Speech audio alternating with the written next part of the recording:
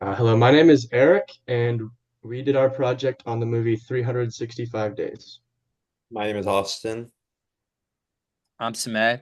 So I'm gonna go ahead and just talk to you guys a little bit about introducing the movie and what it's about. So 365 Days is a romance and a thriller movie, and a summary of the plot is basically a woman named Laura, and she gets kidnapped by an Italian mafia boss named Massimo. He gives her 365 days to fall in love with him. He gives her 1 year. He was infatuated by her on sight. Throughout the entire movie, Massimo undergoes a lot of dangerous situations with the mafia and drags Laura on with him. Over time, they develop a complicated relationship, which exemplifies many of the multiple health topics that we've discussed in this class.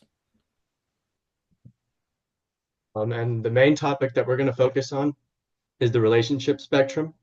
So in class, we learned that there are three types of relationships: healthy, unhealthy, and abusive.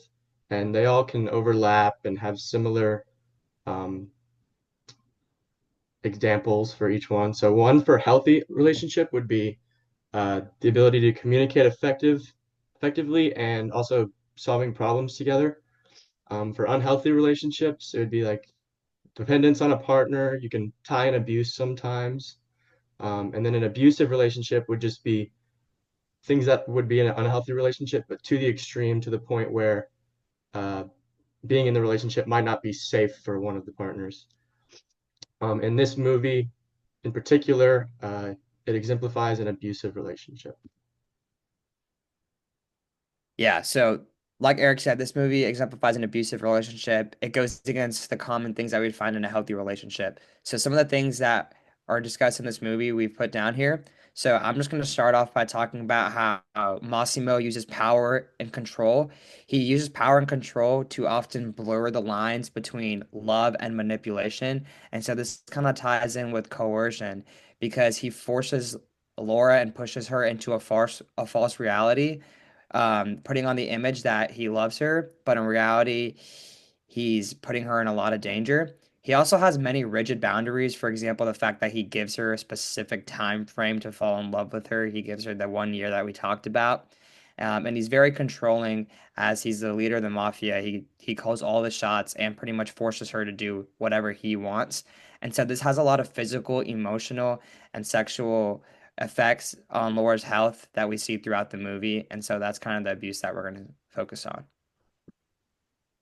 So when we look at this wheel with the sexual health, pleasure, well-being, and justice, even though this movie corresponds to a lot of these, and we can kind of put it in the middle, we kind of narrowed it down to sexual well-being. So basically, in this sense of sexual respect and sexual safety and security. So a big thing about all these safety and security is having that sense of respect and having those boundaries. In a healthy relationship, you're going to see those communications, those boundaries are going to be set within the relationship of the sort. But in this movie, there's nothing like that. Boundaries aren't made only by Massimo. There are boundaries made and his expectations. However, Laura is not given any chance to make boundaries for herself. She's also not able to kind of say when she's uncomfortable, and if she does, it really does not matter. So that sexual respect and that self-respect also is not there for her in the movie. So through some research, we found a scientific backing for what happens in the movie. It's Stockholm syndrome, which is where someone who's kidnapped or held against their will forms a bond or falls in love with their captors and begins to sympathize with them.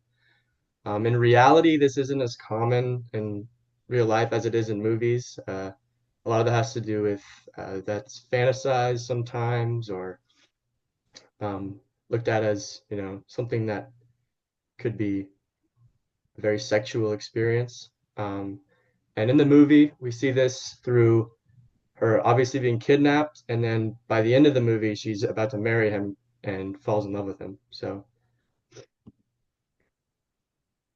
Yeah, so bouncing off of what Eric said, we have some negative and positive outcomes in this movie. So, what are the negative outcomes is that it glorifies unhealthy relationships. And so this goes back to the scientific backing with Stockholm syndrome that Eric was talking about.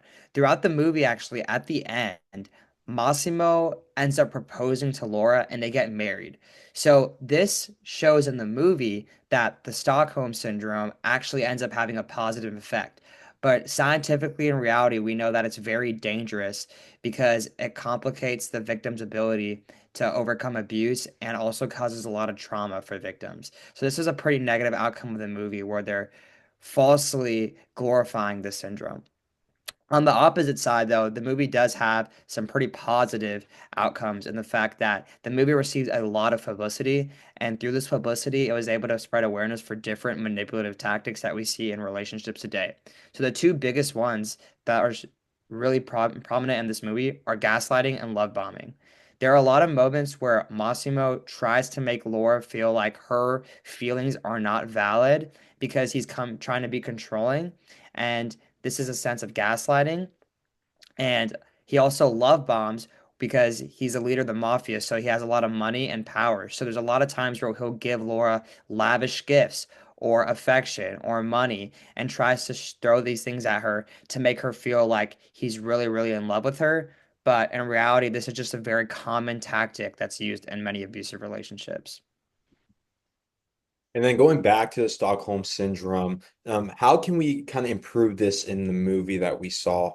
I think one big thing, and we all agreed, is to dive deeper into Laura's psychological impacts. So we really don't see a lot of Laura and how she's feeling. We see the outside. Of course, she's scared throughout the whole movie and she's confused. But, diving deeper into her mental state, her emotional state, so we can, kind of see that conflict between, is it fear? Is it resentment? Is it attraction? And kind of building those layers within the movie and being able to figure that out about Laura maybe sooner rather than later in the movie to kind of ca grow a character within her and find herself, and we can kind of live through her and see how she's feeling exactly towards Massimo. And then a few questions we have for discussion.